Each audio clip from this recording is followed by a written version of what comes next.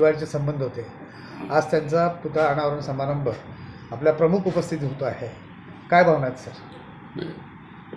गुरुजी आम्हाला अतिशय आधारस्तंभ होते. त्यांच्या सान्निध्यात आम्ही नेहमी असायचे. मी राजकारणात आल्यानंतर तर ते मला खूप मदत करायचे.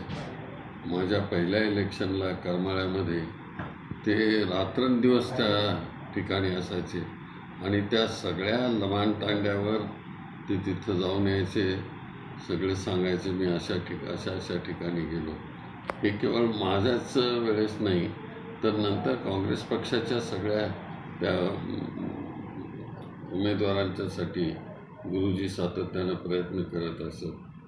एक तत्ववादी अशा प्रकारचे हे आमचे काँग्रेसचे नेते होते. आध्यात्मिकाची त्यांना जोड असल्यामुळे सत्यवादी विचारसरणीनं ते नेहमीच पुढं जात असत आणि त्या विचारातून त्यांनी आपल्या संस्था उभ्या केल्या.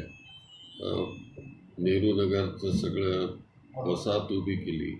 शिक्षणाचं क्षेत्र त्यांनी निवडलं आणि त्या ठिकाणी बी.एड कॉलेज सगळं झालं. इतकंच नाही तर मिलिटरी कॉलेज त्यांनी विद्यालय काढलं. ही दूरदृष्टी असल्याशिवाय माणूस हे करू शकत नाही.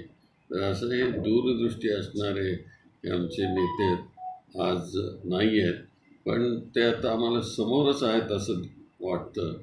तर आज त्यांच्या पूर्णाकृती पुतळ्याचं अनावरण आहे. त्याला मी मुद्दाम इथं उपस्थित राहिलो कारण काही दिवसापूर्वी मला त्यांच्या चिरंजीवाने मला आमंत्रण दिलं आणि मी येतो म्हणून सांगितलं तर 12 तारखेला. त्याप्रमाणे मी आलो.